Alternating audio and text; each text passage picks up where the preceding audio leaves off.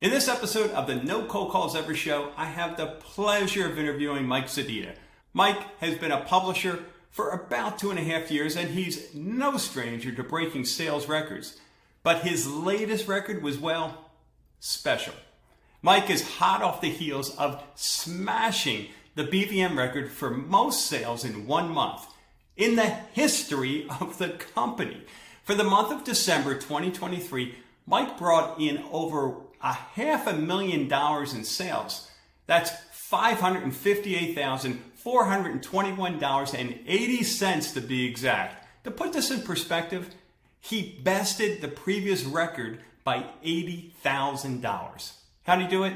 Well, let's take a listen as Mike peels back the curtain to his record-setting month and how he's scaled his operation over the past 2 years to achieve even more success going forward.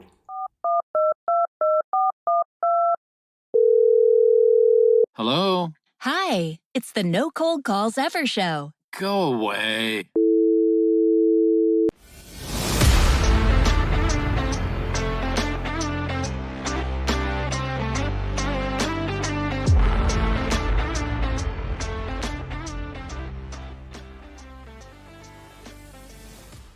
Well, welcome back, listeners and viewers, to, hey, maybe this is your first episode. This is actually, if you're counting, episode number 4.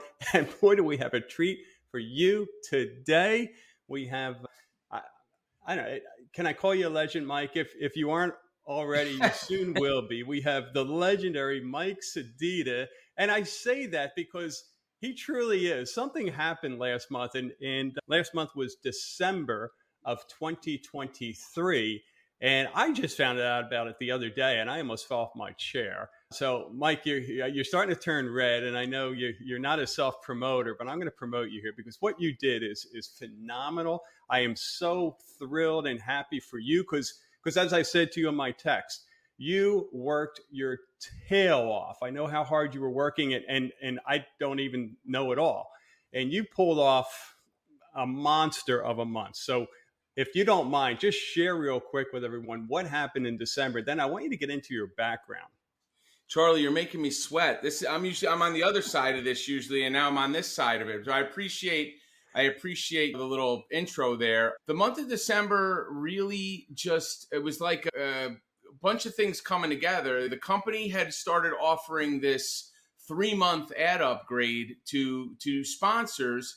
And what I had done is went through my list of sponsors and I looked at a couple things to kind of get this perfect storm, if you will. And at one point with BVM, BVM was print and DTS was digital. And then sometime in 2023, they combined the two and clients started getting single billing and it was more convenient for clients. So what I did is not just go to them and try to upgrade them, but one of the things I used to upgrade them was the ability to consolidate their billing. So I went to clients and I upgraded them on some new features, but I also said, hey, while we do this, not only can I get you 3 additional months right out of the gate upgraded, but I can also consolidate your billing. So a few of my existing clients just jumped right on that, and it helped to pump that number up over $500,000 for the month. Yeah. So cool. And the numbers reflect it. There's more to, well, in your case, multi-million-dollar sales years than just going after the next big fish or the next lead but maximizing all your opportunities. So very, very cool. You went back to a number of your existing sponsors and, kind of repackaged their program, right? And, the old adage is it's easier to retain business than it is to go out and get new business. So cultivating that relationship and showing them that you're trying to add some value. And listen, BVM did a great job by offering the 3 months. Yeah. It made it enticing for them. But I just took the previous thing that they had done to make things a little simpler. And I started to package it together with clients that were in relatively new contracts, extending them out for a year, 2 years, 3 years, consolidating billing and getting them the upgrade. So it worked out for everybody. Yeah. And of course, you have great relationships, which allows you to get their attention and to schedule another meeting and do all that fun stuff. So yeah, it was great. Good for you. Yeah. So why publishing? How did you get into this business? Well, I had spent 20 years in corporate finance. I worked for insurance companies and finance firms and did a whole bunch of different things that bored me to death for 20 years. And then when the real estate market crashed back in '09, 2010, we were in the middle of it, I got let go from a job, and a buddy of mine said, "Hey, I have a media buying agency. You should come and see if you're any good at this." And I stumbled into it. They told me, "Hey, it's going to take about 6 months before you actually make a sale." And I ended up selling a big account like in the first 3 weeks. And they were like, "All right, well, you could have this office now and we'll get started." And then I spent about a year with that company. And then another friend of mine, we went off and started our own ad agency. And it kind of just snowballed into media. And then when I moved to Florida in 2019 to take care of my sick folks, I needed to find something that kept me local and I wasn't traveling or doing any of that stuff. And BVM reached out to me through my LinkedIn profile, and one thing led to another, and next thing I know, I'm in training, and next thing I know, I'm making my first sale with your assistance. That's right. Wow. Well, yeah. And I won't even say you've come a long way. I mean, it was obvious. It was just a matter of you would have knocked it out of the park, whether I was there or not. But I hear you. And that's a wonderful thing with the culture that I was in, that you currently are in, having so many folks that are willing to lend a hand and help without any monetary gain, right? It is nice. I mean, right now in the Tampa market, we have some people that are getting started. Finally, the market is starting to take hold, and some people are getting in there, and it's nice to watch them. It's one thing to do it on your own. You kind of work off your sweat equity, but when you have a little part in helping somebody else, like a publisher texted me, made her first couple sales, and she said, "Thank you, our paths crossed and this worked out." And I said, "Listen, it doesn't matter. Just when you're on the stage next year getting your $1 million award, make sure everybody knows that it's all because of me, and then we'll go from there." And I have this joke, but it's gratifying seeing other people get their start and get going. Yeah. Well, you never know. It's those little things that maybe doesn't look like it's much, but can be the difference between that publisher really knocking it out of the park, or for that matter, leaving the industry, which Right. is always a sad thing. Right. So how about, what would you say is your inside advantage?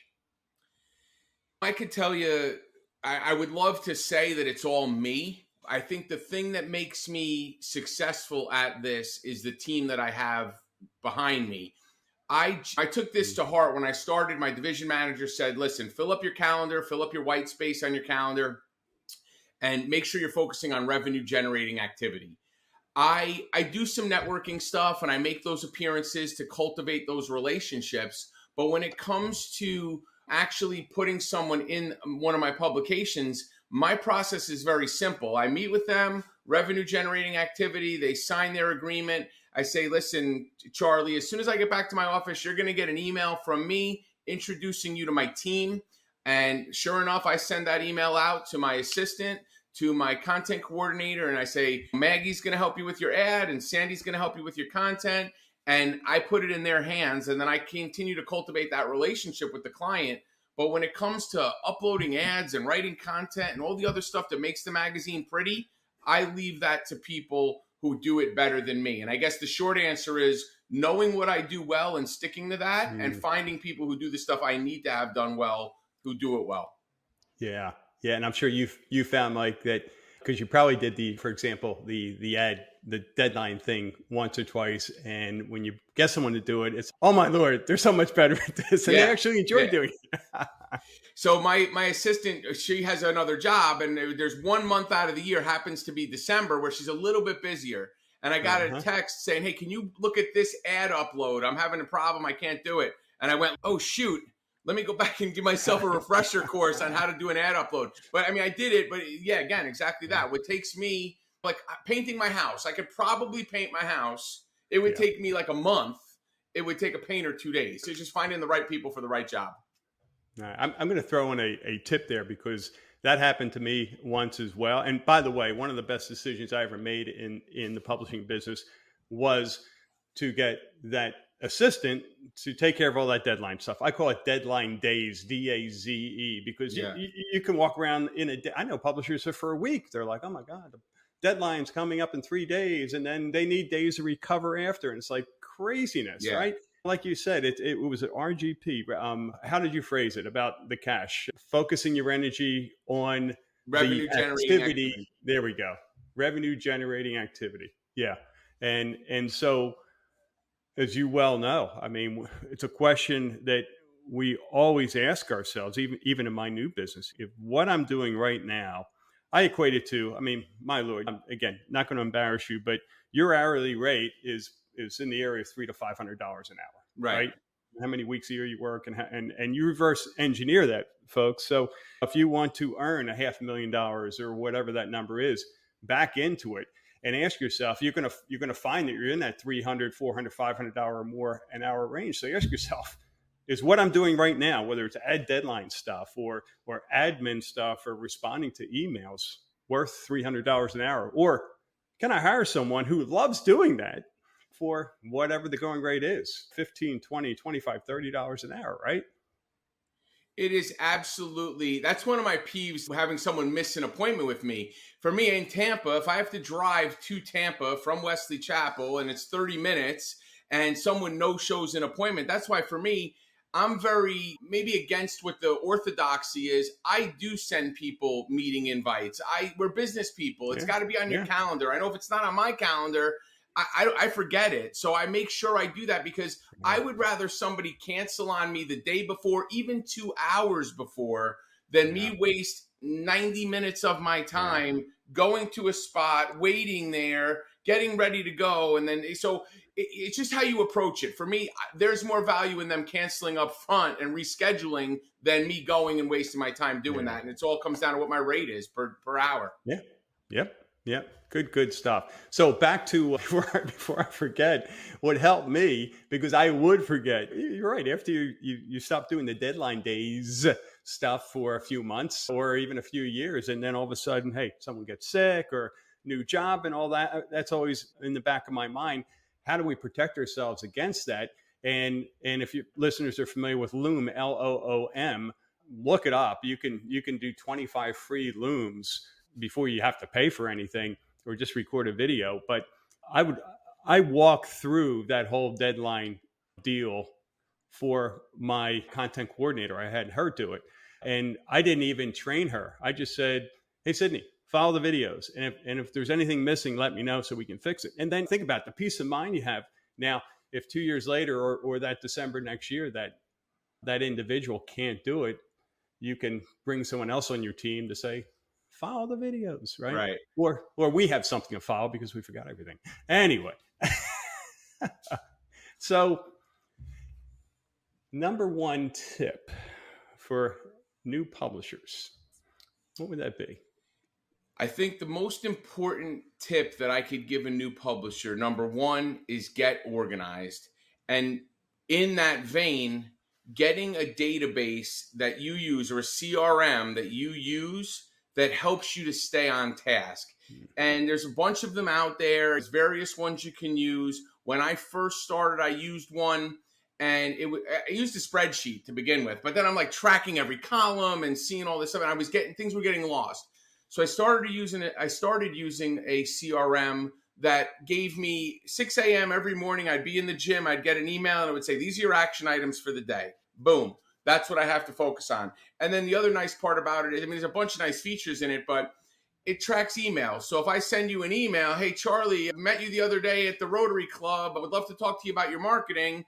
I see when you open it, how many times you open it, and then I can magically randomly say follow up when I know you've looked at it 3 or 4 times. So it gives me some insight into the engagement with the sponsor that I'm trying to get to. So there's all sorts of stuff out there you could use.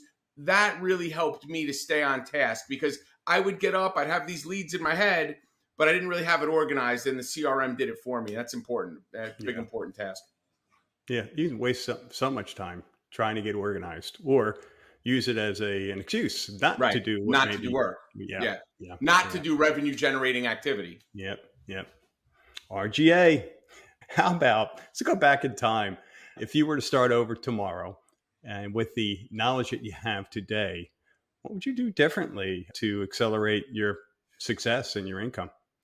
Well, I'll tell you, I've been pretty fortunate. There's all stories of people that come out of training and go to print in days, not weeks, weeks, not months. My story wasn't that. I mean, in the beginning, when I was first getting started, I did cross sales right away so that I could generate some income. And then I started focusing on my baseline. But a funny story, and I don't know if you know this, but I was going to print on my first magazine, and then and I had cross sold into this other magazine close by me. And it just so happened that through happenstance, the publisher was going into something new and that magazine became available.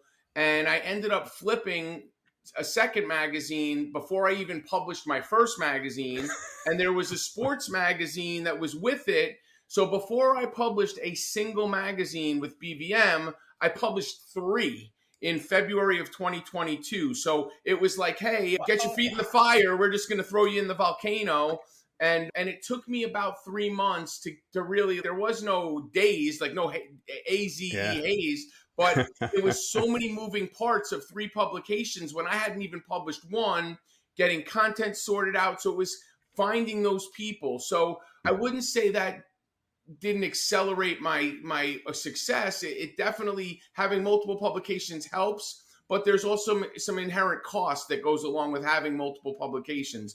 So if I was gonna do it all over again, I would probably, I mean, that circumstance forgiven there, but I would probably start with one publication, build it out to a level where I was comfortable with the content, the number of pages, the number of sponsors, the level above baseline, and then maybe roll into a second. But it went the way it went. And when I started my third publication, but out of the 3 that I started right out of the gate, one of them we ended up consolidating into 2 other magazines.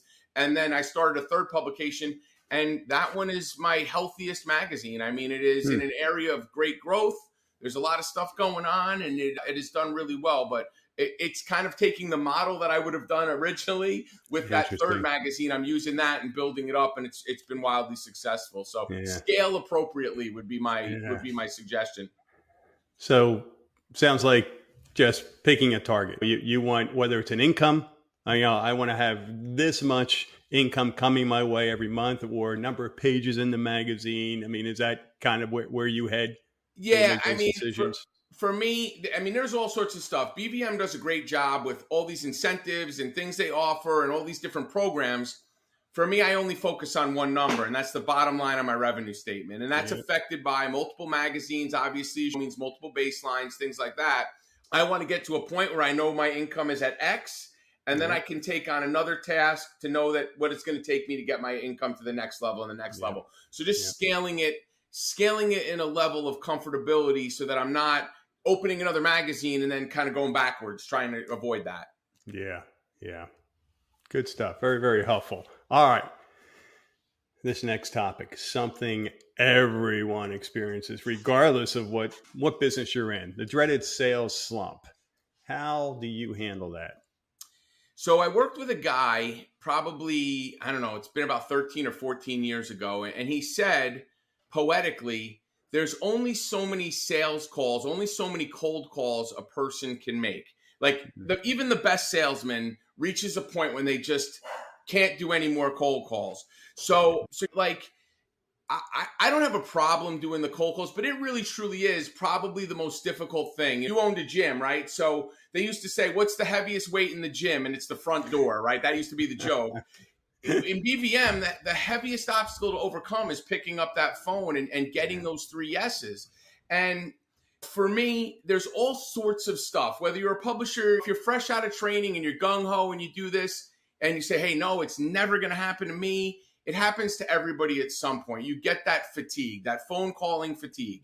And I've found multiple ways around it. Now, look, I don't want to debunk the orthodoxy. I still make my phone calls. I still get my yeses. At what level I do it at, it might not be 3 yeses a day anymore, but I've added an appointment setter. That appointment setter offsets some of my 3 yeses to get their yeses. But again, that's a cost involved in that. And then the other thing I started doing in the spring of last year was I took on doing the Good Neighbor podcast as a way to supplement what I was doing on my end to generate those leads without having to do a lot of I don't want to say a lot of the work, but it's very automated.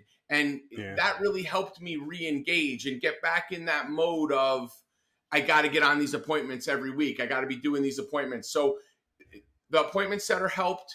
The podcast helped me get out of a slump that I was in. I mean, I wrote down the numbers. It's funny. I have it here. From January to July, I did under $300,000 for the year with BVM.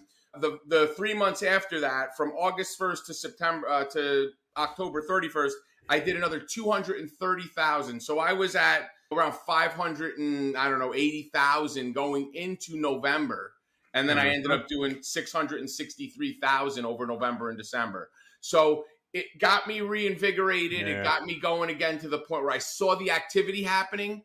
And I know from experience, once you get a couple of those deals signed, it's almost contagious. It just kind of gets you rolling. And the podcast and the appointment setter are two of the things that kind of, a podcast just appears on my calendar to record, and boom, I do it. I get engaged with that sponsor, get them in front of them to talk about the magazine, and it just kind of automation does it for me. So it works. Yeah. Love it. Love it. It was the same for me. You're right. In those times, it comes down to, for me, and I think you've talked to sales trainers who know what they're doing, not myself, activity, right? But the right activity, not polishing your stapler, not, all right, this week I'm going to reorganize my database. Right. Meet with people, whether you meet with them at networking or chamber events or call them, or like you and I both know, the podcast, because we have them to ourselves, man. That's like however many minutes of just great one-on-one interaction, and you get to know folks, they get to know you. So Charlie, not to jump in, there's a couple of things I want to touch on what you just said. Is polishing my stapler and reorganizing my database. That's something I do on a Saturday or a Sunday when I don't have anything going on. So there's a time for that. But the other thing I wanted to really point out, and this is kind of the misconception, I think, broadly, of what people think of the podcast. The podcast, to me, is no different than me joining a networking group, me joining a Rotary Club, or me joining the Chamber of Commerce. It is a way for me to get those relationships built. And the nice thing about it comparatively is, if I go to a chamber event, I have to go sit at a chamber event, and there's maybe 3 or 4 people I might talk to in the 3 hours I'm there, because someone corners me and I'm stuck and I got to get dressed and I got to actually entertain people. Whereas with the podcast, they take 20 minutes to do them end to end, maybe 30 minutes. So in that same 3 hours, I'm getting 2, 4, 6 different people that I'm actually getting a genuine one-to-one connection with. And it allows me the ability to set that appointment right there. Whereas when you're at a networking event, people are like, oh, we don't do business here. This is just us networking. So there is a differentiation as far as how the connection goes. And it's a little bit more, for me, it's a little bit more personal. I learn things about people before the podcast, on the podcast, and then when I set the appointment with them. Then when I go to the BVM appointment, I just sit down and it's, hey, Charlie, did you hear your podcast? How did you like it? And it immediately there's a connection. And it goes right into, let me show you how we can get you embedded in the community. And it just saves me all that initial time on my BVM appointment. Yeah. Sounds like revenue generating activity to me. Yeah, it definitely is. I mean, it definitely is revenue generating, but what's nice about it is the automation, because a lot of it's getting done without me even having to touch it. It's just there. Yeah. Or pay for someone to do it. So, right. Yeah. Good stuff. All right.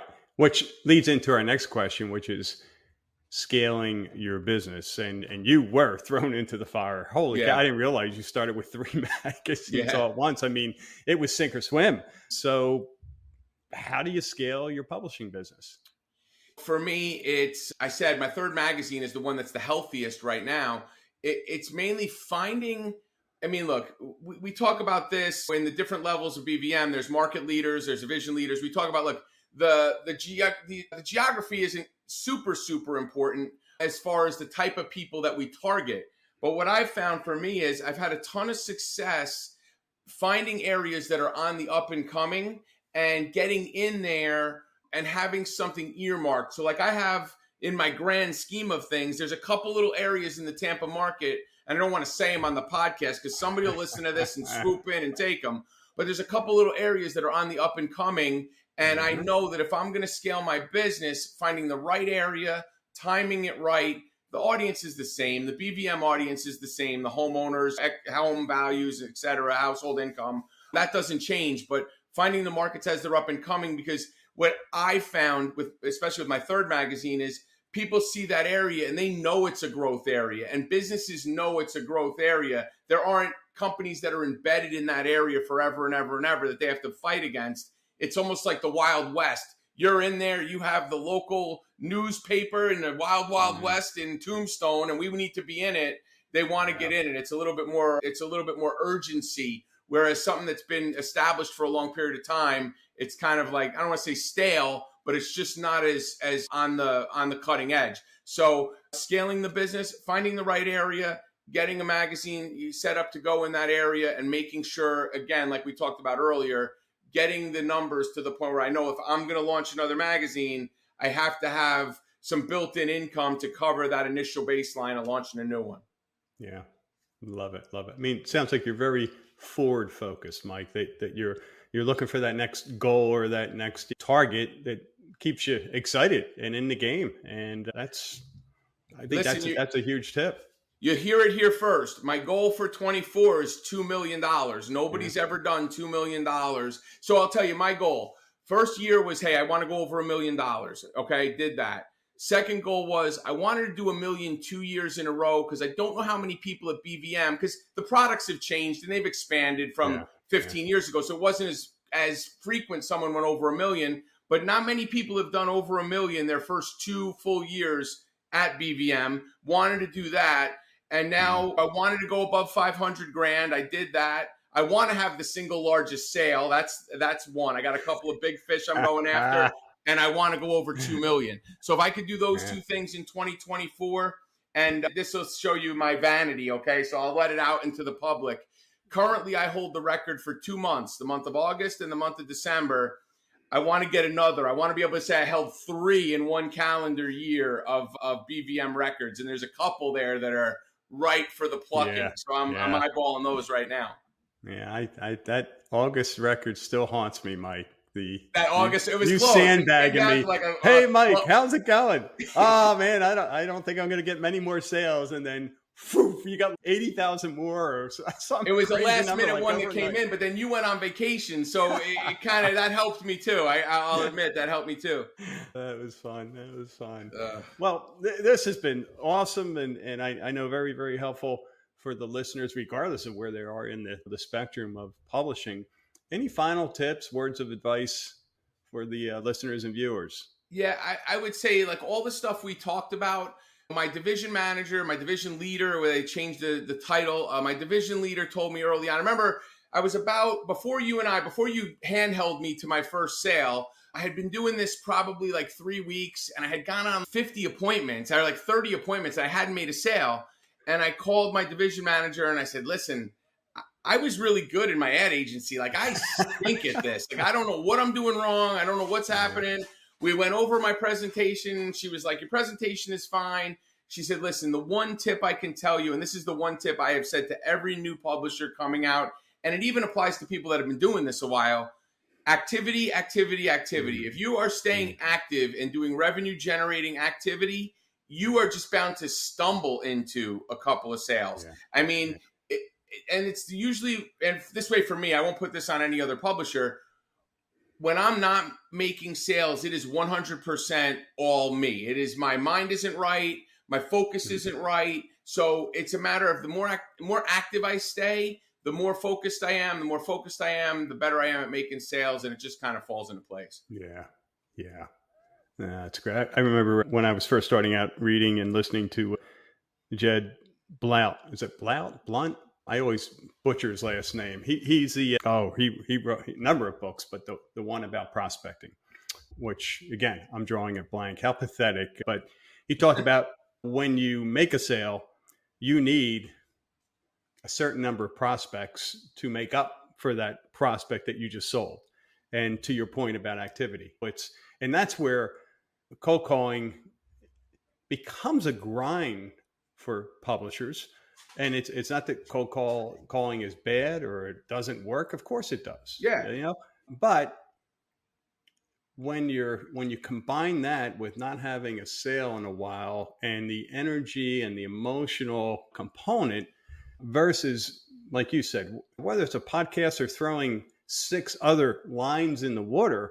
So you have, all right, if cold calling isn't working or I get too busy today because I have a day full of presentations, there are 5 other fish biting in the other ponds for you, right? Right. And that's, again, I know just from talking with you, that's where you've excelled. You're not counting on that one thing. The worst number I've heard in marketing is just doing one thing, because if that one thing stops working, you're out of business. Yeah, it's all your eggs in one basket. I mean, you can't do that. I mean, same thing with anything, right? It's, if you're investing in finance, they tell you diversify. It's the same thing when you're trying to grow your business. If I have an appointment setter doing some, automation doing some from the podcast, and me doing some, there's always going to be a day when one of us isn't functioning optimally and the others pick up the slack, and you always have something coming in. It's crazy. I always loved it when I would, my probably booking agents / appointment setters didn't like it so much when, like, on Wednesday, we're like, no more calls. We're through. We're already booked solid next week. Don't make any more calls. You know? Well, it's funny. So when we first launched the Good Neighbor podcast in Pasco County here in Tampa,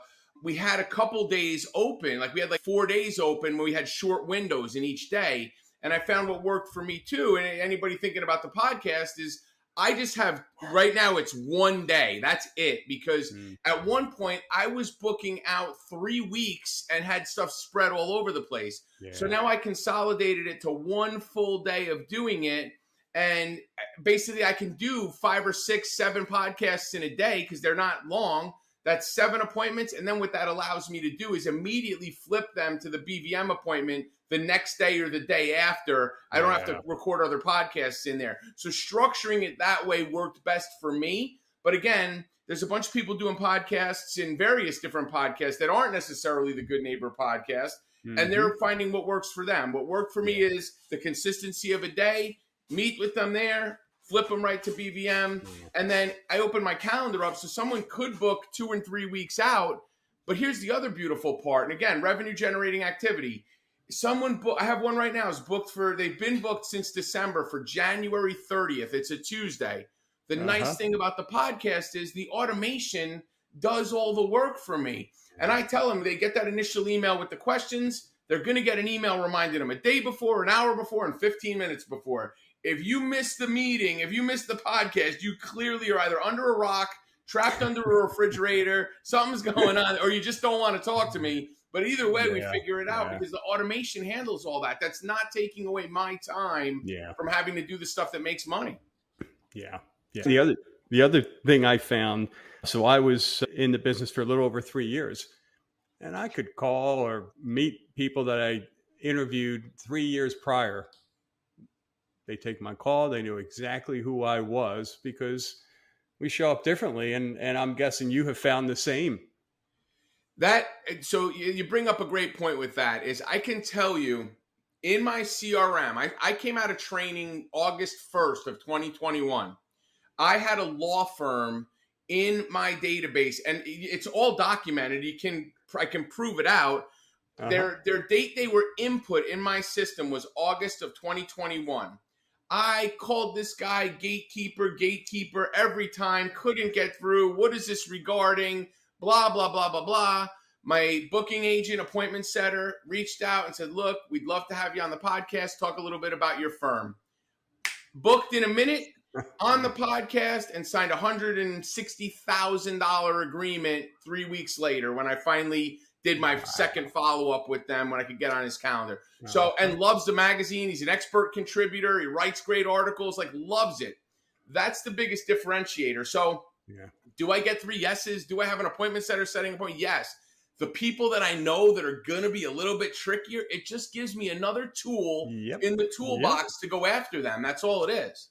Yeah. And it's what's the old definition of insanity, right? Doing the same thing and expecting a different result. I mean, the gatekeeper is always going to deny us. So let's try a different strategy, whatever it is, whether it's a podcast or something else. So you drive yourself into the ground if you just keep making those calls. Hey, it's me again. I could send her a box of chocolates with my phone number on it. That might work, but this is it's listen, this is probably gonna be bad to say, but it's like when you're dating, when you go to a bar and you're trying to date, it's sometimes the line works, sometimes the line doesn't work.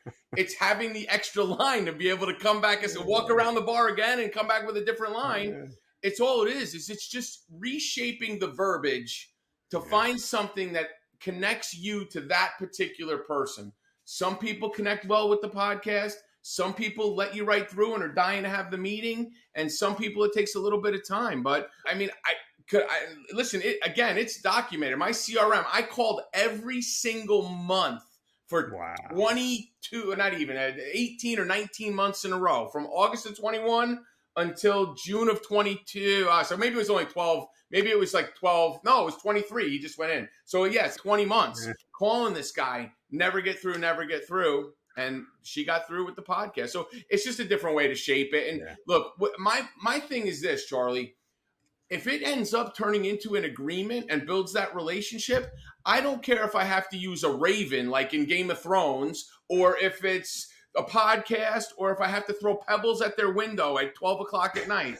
Whatever gets me the appointment to get me the opportunity to get them into my communities, I'll do it. It doesn't matter. I'll try it.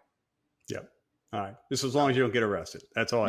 You're right. I'll wait till like morning. I'll wait till it's morning, and I'll make sure the pebbles are tiny enough to not break glass. I love it. All right. Well, hey, man, this has been awesome, Mike. I really appreciate you spending time with us. I know you're heading to the conference in a couple days, and you got a busy schedule, so I will let you go. But we're going to keep an eye on the record books, and we definitely want to check in as the year progresses. And yeah, kudos to you. Early kudos for being the first $2 million year.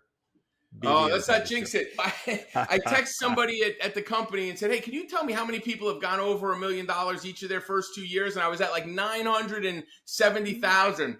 And it was like a stall for like over Christmas. And I'm like, I jinxed it. I totally jinxed myself. I'm going to fall 30 grand short, and I'm not going to do it. And then all of a sudden a bunch of stuff happened. I'm like, whew, dodged a bullet there. I'm a big karma. So this isn't a $2 million celebration. We'll talk about that in a year from now. It sounds like a plan, Mike. All right. Well, you enjoy the rest of your day there. Thanks, Charlie. You have a good one. Appreciate it. Always good talking to you. Say goodbye to cold calling, chasing leads, and waking up on Monday with a blank calendar for the week. Now you can join publishers throughout the U.S. who have plugged into a systematic path to sales growth without adding more work or overhead. If you're ready to have more fun while you scale your business and income, go to nocoldcallsever.com.